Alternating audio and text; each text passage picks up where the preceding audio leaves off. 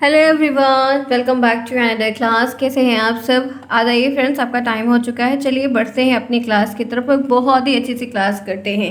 आज की इस क्लास की यहाँ पर आपको देख सकते हैं सेम थंबनेल मिलेगी और बाल विकास के क्वेश्चन की जो शुरुआत मैंने की हुई है वो यहाँ पर करवाए जाएंगे। ठीक है फ्रेंड्स, आप लोगों को ये ध्यान रखना है कि इसके पहले की जो क्लासेस हुई हैं 1 बाय 1 करके आपको प्लेलिस्ट में ऐड किया जा रहा है और बीच में क्वेश्चंस भी आपको महत्वपूर्ण करवाए जा रहे हैं और मैं काफ़ी चीज़ यहाँ पे क्वेश्चंस के फॉर्म में ही कवर करवाने की पूरी कोशिश अपनी तरफ से कर रही हूँ।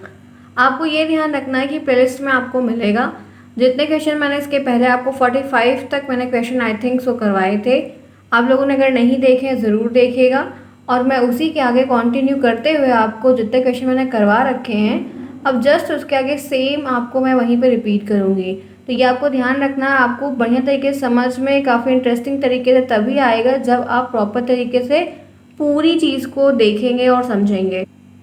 चलिए फ्रेंड्स, बढ़ते हैं आज के क्वेश्चंस की तरफ। आप जुड़े हैं मेरे साथ। मैं हूँ शालिनी, सभी का स्वागत है शालिनी क्लासेस में। जितने फ्रेंड्स पहली बार यहाँ पर आए हुए हैं चैनल को सब्सक्राइब करिए, दोस्तों में शेयर करिए, लाइक करना बिल्कुल नहीं भूलिए। आपके बाल विकास एजुकेशन पेपर 1 CDP के ये ऑब्जेक्टिव क्वेश्चन है, बहुविकल्पी है, MCQs है। आप जो भी डालकर सर्च कर सकते हैं, आपको हर चीज़ डेफिनेटली मिलेगी।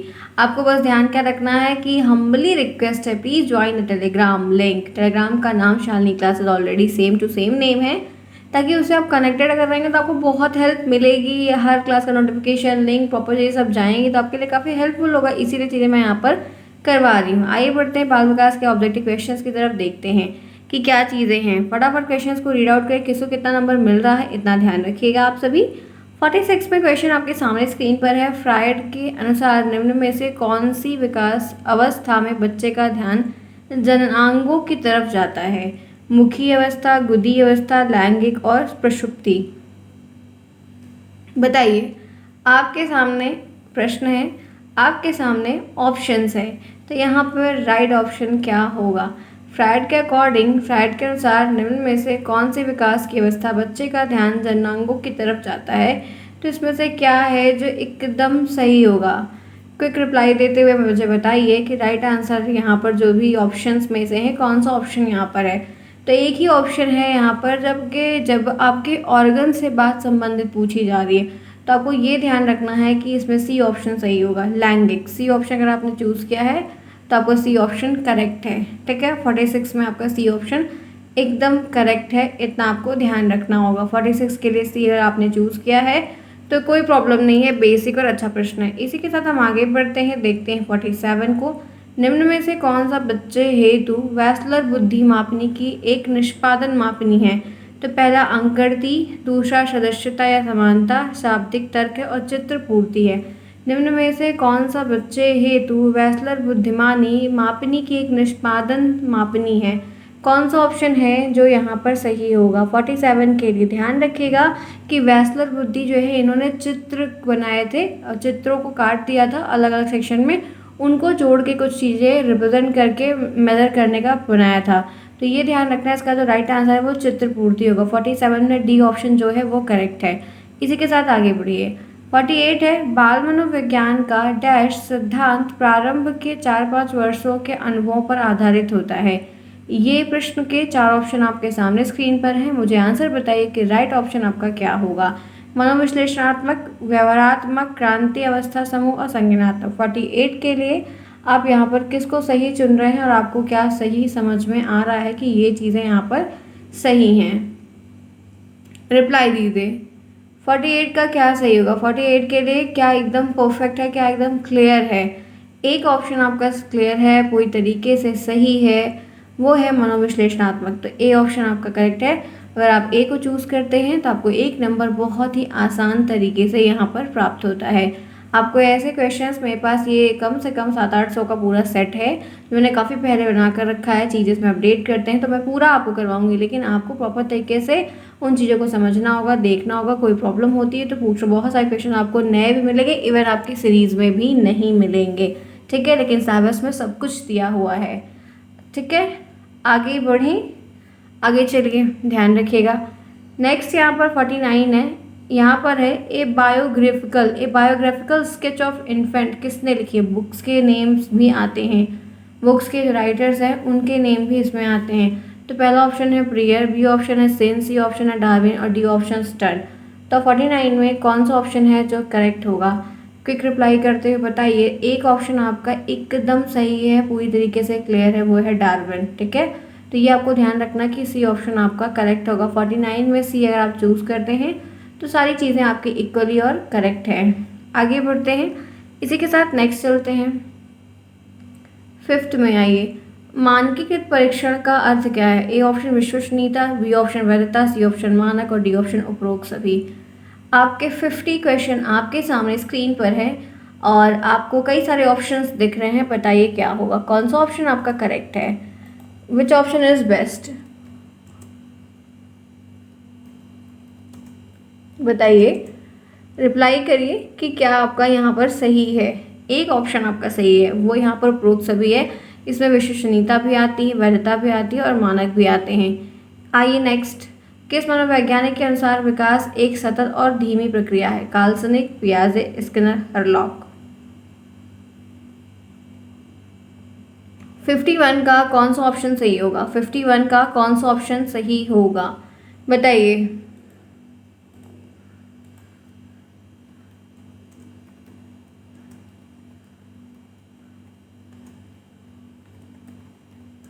आंसर का रिप्लाई करिए।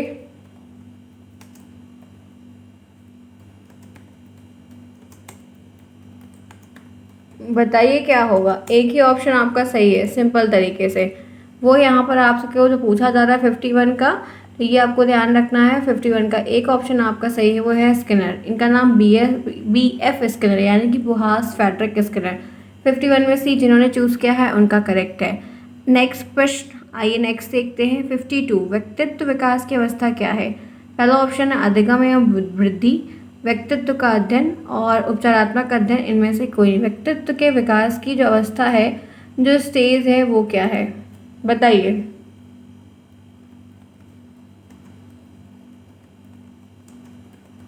रिप्लाई करिए।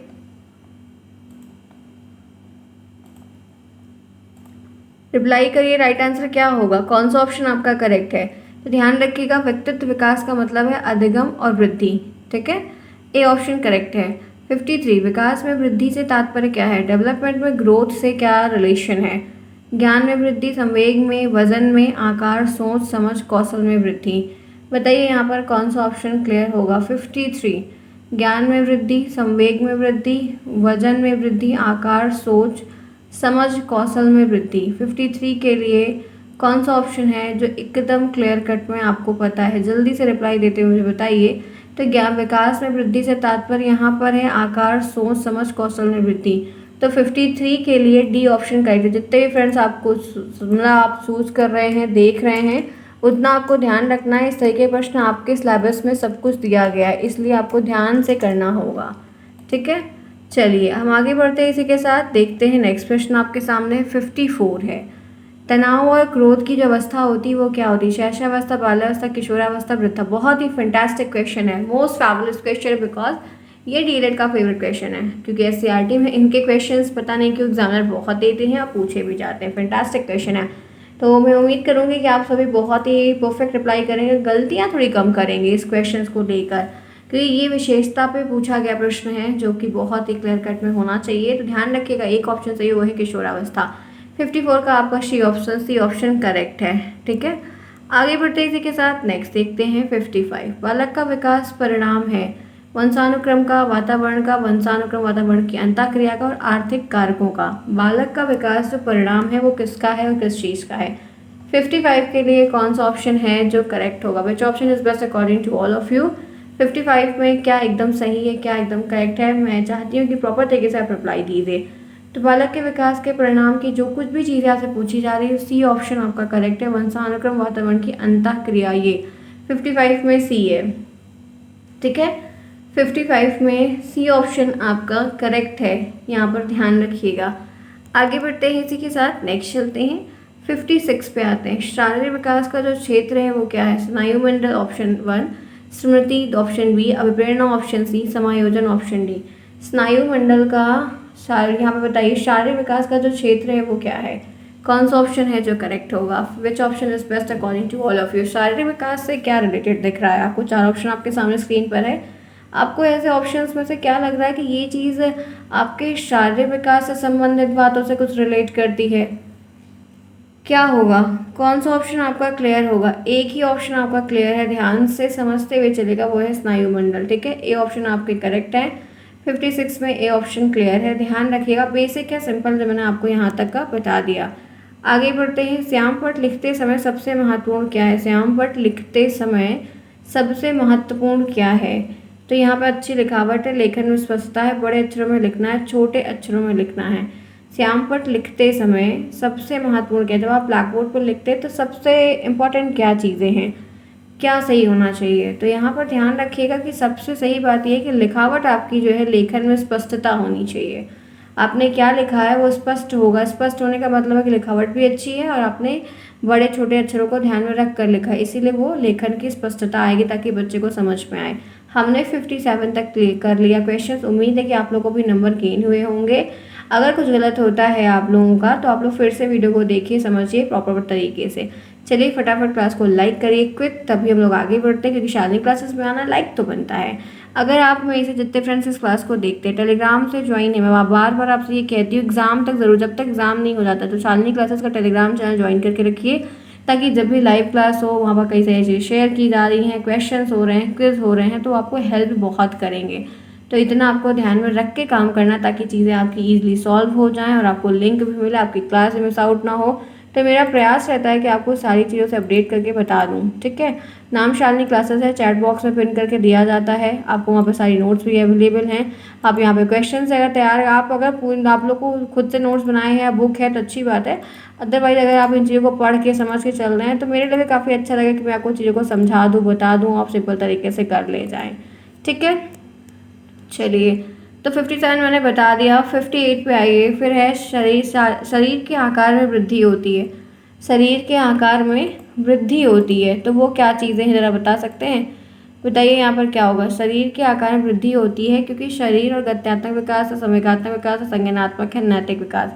58 के लिए कौन सा ऑप्शन है जो आपका यहाँ पर करेक्ट होगा? Which option is best according to all of you guys? Quick reply करते हुए अपडेट दीजिए और आगे बढ़िए, बताइए।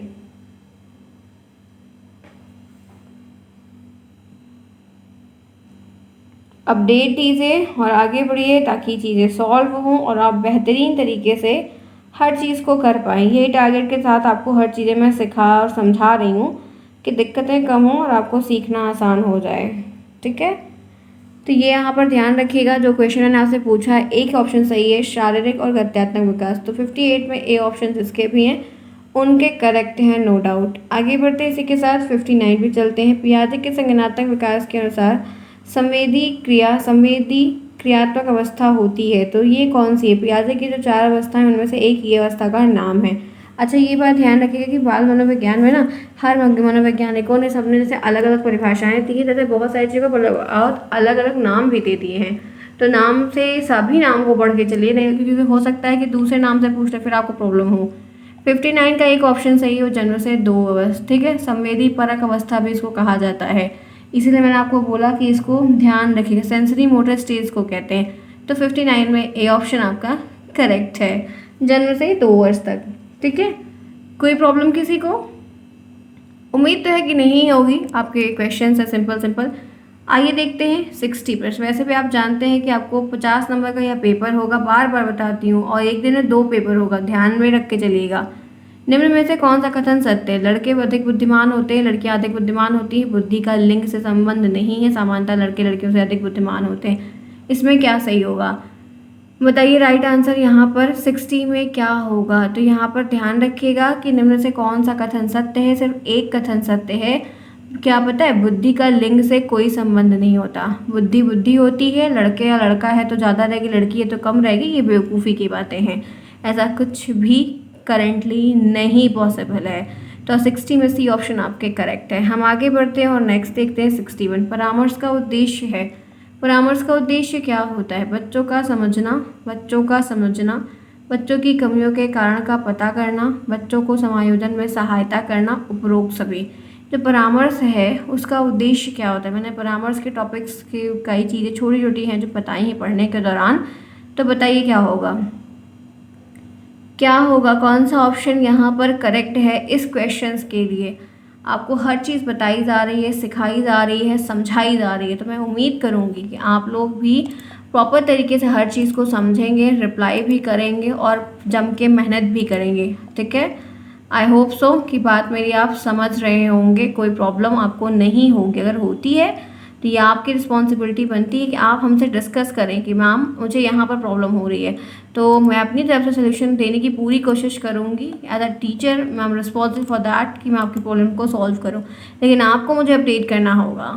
ठीक है, अब ये यहाँ पर पूछा जा रहा है, इसका right answer D option correct होगा। हम आगे बढ़ते हैं, नेक्स्ट देखते हैं। बच्चों में नैतिकता की स्थापना के लिए सर्वोत्तम रास्ता क्या है। आप उनमें मोरलिटी को डेवलप करना चाहते हैं तो आप किस मार्ग को चुनेंगे। उन्हें धार्मिक पुस्तक पढ़ाएंगे, शिक्षक का आदर्श रूप में व्यवहार करना, मूल शिक्षा पर मूल्यांकन करना, उन्हें प्रातःकालीन सभा में उपदेश देना। बताइए क्या करेंगे। अगर बच्चों में नैतिकता डेवलप करनी है तो आपको क्या सही लग रहा है कि ये करना चाहिए। रिप्लाई करिए क्या होगा, रिप्लाई करिए कौन सा ऑप्शन है जो करेक्ट होगा। एक ऑप्शन आपका करेक्ट है, सिंपल सा करेक्ट है, वो भी पता है आपका क्या करेक्ट है, आदर्श रूप में व्यवहार करना। बी ऑप्शन आपका करेक्ट है। 26 में बी जिन्होंने भी चूज़ किया है उनका करेक्ट है फ्रेंड्स। ठीक है, आगे बढ़िए। शिक्षा में फ्रोबल का महत्वपूर्ण योगदान का विकास है तो व्यावसायिक स्कूल में, पब्लिक में, किंडरगार्टन और लैटिन स्कूल में। 63 में क्या सही है। शिक्षा में फ्रोबल का महत्वपूर्ण योगदान था, ये डेवलपमेंट किसके लिए है, किस तरफ है, किस चीज़ के लिए डेडिकेटेड है। एक ऑप्शन सही, किंडरगार्टन, सी ऑप्शन करेक्ट है।